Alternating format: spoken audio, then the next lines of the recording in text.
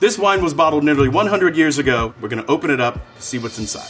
Hey, I'm Sommelier André Hueston Mack, and today we're gonna be tasting a 94-year-old wine.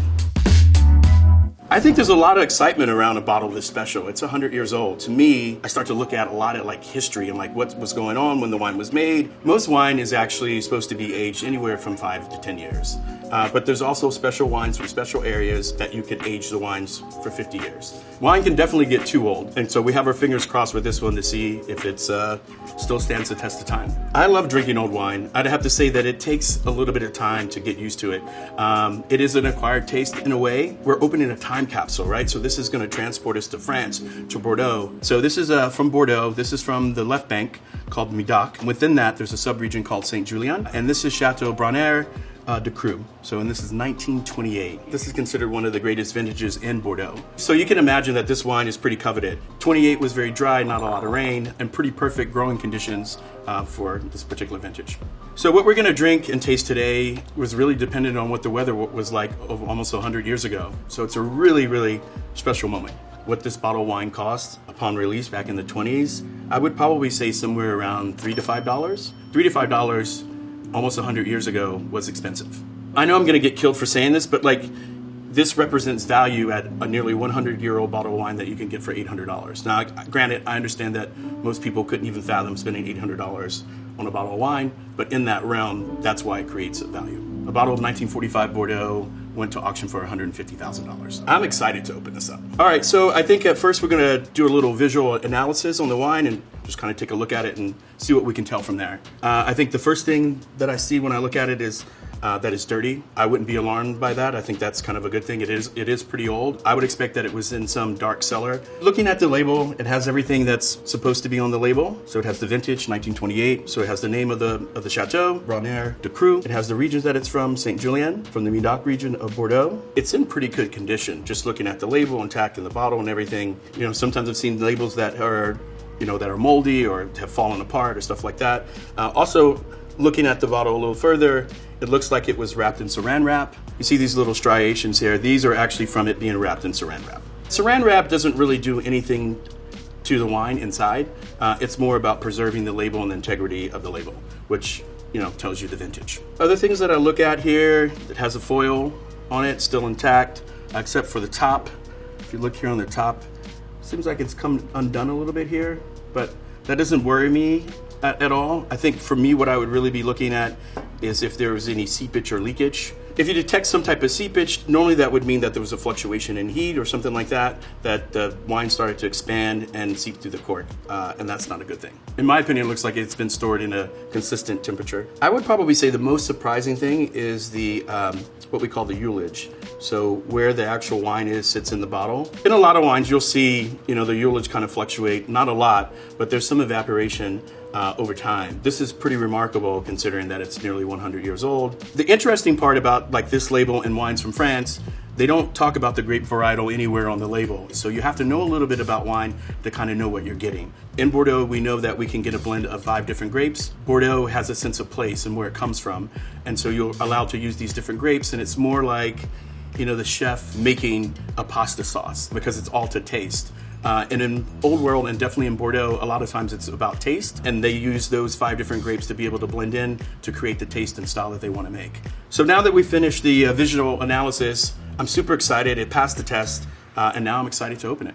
There's a little bit of preparation that you have to do if you're going to drink any old bottle of wine, but definitely something this old. You want to make sure that the bottle has been upright, standing upright for at least 24 hours. Most bottle of wine, they tell you to store it on its side, and that is correct. But 24 hours before you want to drink it, you want to stand the bottle upright, so all the sediment falls to the bottom of the bottle. So that makes decanting it a lot easier. If we pick this bottle up and turn it on the side and turn it back, we just mix the sediment in with the wine, and it's going to be a little bit more difficult. So now we're going to open the wine. I just want to cut on the side of the foil. So all of these foils contain lead, so you don't want the wine to come in contact with lead. This looks pretty loose and can come right off. I want to take my serviette and kind of just wipe off the top and around the sides here. See what we see. No seepage on the top part of the cork, so that looks great. So pretty clean, no mold, nothing seeping out. We have our special wine opener here called a Duran, made specifically to open old wines like this. Before this existed, which is called a Helix, this existed. This is called a Butler's Friend. It is a wine opener that slides itself on either side of the cork in the bottle, and you kind of wedge it down in like this, and then twist and turn, and you can pull it out. And then you have the helix in the middle to make sure that you grab all the cork. So we'll go ahead and insert the helix here. So we'll just screw that down. So we're just going to insert the also on either side here. And then in that motion, we're just going to kind of rock back and forth. So it's just sliding down in between in the neck of the bottle and the cork. You know, the wine has been in here for almost 100 years. The cork is kind of attached to the side, and sometimes that's really hard to break. So if you're just using an old corkscrew and you screw it in and you go like that, it just might rip out the middle part of the cork, and then it starts to crumble and fall in. So this is one way to be able to separate the cork from the bottle, and then also the helix keeps it intact. And see what's inside. You guys ready? I feel like this is like Geraldo in the Capone tomb. All right. So we're just gonna pull and turn. Pull and turn. So that went great, no breakage. So that's gold. The cork's intact, looks great. There's some seepage on the side, but like not all the way through the top, so looks like it was stored properly. I can smell the wine, which is a good thing. It actually smells like wine, so that's great. If it was corked, a lot of times you can get a whiff of that. I don't get that yet. That doesn't mean that we're free and clear yet. We won't know that until we actually taste it, but those are some signs that feels like we can move forward. Next up, we're going to decant the wine. Sediment you might add, you know, it's kind of the sea monkeys or the crunchy things on the bottom. They won't kill you, they won't harm you. It just makes the wine taste granular. And those particles that you find in the bottom are generally the phenolics in wine, mainly tannin. And as the wine ages, they kind of collect together and then they fall out of the wine to the bottom. We'll need a light source here. And I'm just going to use my phone. And so by illuminating the neck, it just shows us once the sediment starts to flow. And then once it gets close, then we'll stop pouring. So when you want to decant an older wine, it's generally to remove the sediment from the wine to have a more pleasurable drinking experience. There's the sediment. And voila. I think we're good to go. It smells like Bordeaux.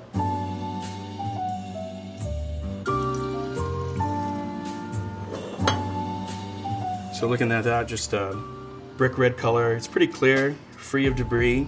As a wine ages, the color tends to fall out, it becomes a little bit lighter. So you can definitely see that it's light in color. There's cream de cassis. It's a little bit of graphite. Kind of reminds me of like when I was in 3rd grade going up to sharpen my pencil. Leather, a little bit of like sage and a slightly herbaceousness. All right, so it passed the smell test. I think we should taste it.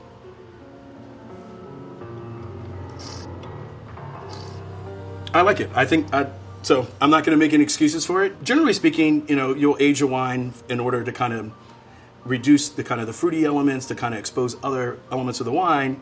And some wine you can overage and you lose those things, you end up losing fruit. This wine has lost a little bit of fruit. It, to me, would be a little bit more pleasurable if it had more fruit, but I can respect it for what it is. I would serve this to anybody who ordered it. I think it's amazing. This is cool. This is cool to be able to experience. Consuming and drinking and appreciating old wine is a very different experience than drinking young wine. There are some characteristics of fruit, but it's less fruit and kind of more, you know, more like a little bit of underbrush, wet dirt, mushroom. But also it has to me, I can always smell that it's old. I can always smell it because it smells like a little bit of soy sauce to me. What I really enjoy about the wine is that it's still intact. It still has some acidity to the wine, expressiveness of this particular wine. 8, 9, I mean, it's expressive, but just not in the way that I thought it would be. I thought a tad bit more fruit, but this is an awesome wine. With a wine this old, you know, you really have to pay attention to how long it's been open. Oxygen is the enemy. It starts to attack a wine and break down the particles in wine. A wine this old, it could turn it into vinegar pretty quickly. It's been open for about 10 or 12 minutes, and the wine kind of has taken on a little bit different character. Now I get like a little, like cola, like sarsaparilla. The leather is still shining through. There's some cedar, like from a cigar box. And on the palate, you get, you know, you gotta kind of get like this, you get some acidity on the sides. It still has like the core kind of sweetness of the fruit, but it's not, you don't taste a lot of fruit up front. It doesn't expand across the palate, which is great. I mean, even for a wine this old, I wasn't expecting that. Something like this, you probably wouldn't want to leave in the glass for a long time or in the decanter. It's evolved as probably as much as it's going to evolve. Within 45 minutes, you're probably going to get the best example of this wine. Anything after that, I would think that it would fall apart. So now that we tasted this 94-year-old bottle of wine, we actually have a bottle of wine from the same producer, produced in 2009, and so I think we should open that up and compare and contrast. This is the same Chateau. So as you can see, 2009, the labels look very similar. All right, so we'll go ahead and prepare the same way. A little rock. And we got everything out. We can turn them on the side. So if we look at the 2009, so that has like a watery rim on the outside. That's called a meniscus. And that indicates that the wine is youthful. And you don't have one here on the 1928. So if you swirl and look at the glass here, and you can see how fast the teardrops form, or the legs form, and how fast they fall, that means that the wine is high in alcohol. So then if you look at the 1928 as we swirl, you see how it's taken a very long time for them to fall and to form? It means it has less alcohol. So alcohol is also one of those phenolics that will tend to fall out of a wine over time. All right, so now I'm gonna taste the 2009. So right off the bat, tobacco, cedar, but strong, kind of jumping out of the glass. There is some cassis, but it also feels like it might be like blueberry syrup or boysenberry syrup, right? Really thick, really really strong. A little bit confectionery. Not necessarily sweet, but that fruit is very ripe and very consistent and very in my face. So very long finish. So I'm still tasting the wine now. There are some tannins there. The insides of my cheeks are starting to dry out. There's definitely more tannin in this wine and more fruit than the 1928 by far. The 2009, is not a young wine either. It's been like 13 years that this wine has been in bottle.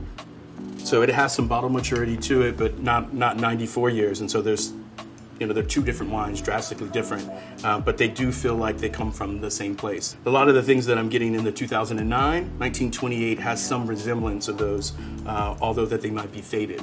Young wines, youthful wines tend, depending on from this area, have big mouthfeels, big rich style mouthfeels. This is less of that. The oak in these wines, here it's more like cedar, here it's more tobacco-esque. So you have those things, cassis. So you're getting like this pencil lead that kind of runs currently through both the wines. I personally would have loved to have tasted this 94-year-old bottle of wine maybe 5 years ago. 5 years ago, the wine probably would have, a totally different expression. I felt like it would have more alcohol, more body and texture to it, and then, hopefully it had a little bit more fruit. But other than that, 1928 kind of holds up to being a great vintage. Now that you opened it, we've tasted it, we've enjoyed it, what do you do with the bottle? You paid for it, so you should get to keep it. In the restaurants that I've worked in the past, we would actually break a bottle like this. So we would crush it just to prevent counterfeiting. So a lot of counterfeiters out there collect old bottles and then they do their concoction and mix it up in there. And so stuff like this and some of those old and rare bottles, if we don't keep them ourselves and keep them on the shelf, we would crush them and they would go out with recycling. So we've opened the wine, we've tasted the wine, we compared it to later vintage of the same wine. And I guess what we're probably all thinking to ourselves, how do you get a bottle of wine like this? A 94-year-old bottle of wine. You won't find this bottle of wine at every place that sells wine. Like, to be fair, you're probably gonna have to go to a specialty shop or visit an auction. Or maybe you know a collector or someone that has it in their cellar or something like that, but there's only a few avenues that you can actually buy a bottle that's sold. It's wine, it's a commodity, it's a collectible thing, so they can change hands from collector to collector or from collector to store, or, I think a big thing, people hand down wine, it's part of their will. They could be bequeathed a collection. This bottle of wine has probably changed hands quite a few times over that span of 100 years. But we actually purchased this wine from a retailer, Acker & Merrill. There's several auction houses of quality. You think about Sotheby's, Christie's, Acker. A lot of times when you buy wine at auction, is probably where you will find wines like this. It's through the reputation of the auction house that you're really depending or leaning on. They back the wine saying they've got it from a great place or an authentic place, and that's kind of how you move. You don't get a certificate. Wine collecting is generally one of those things where it's kind of collect at your own risk. So one way to be able to check to see if it's authentic is checking the cork to make sure the cork matches the label. So this is Château Brainaire, 1928, and we can see that matches the bottle there.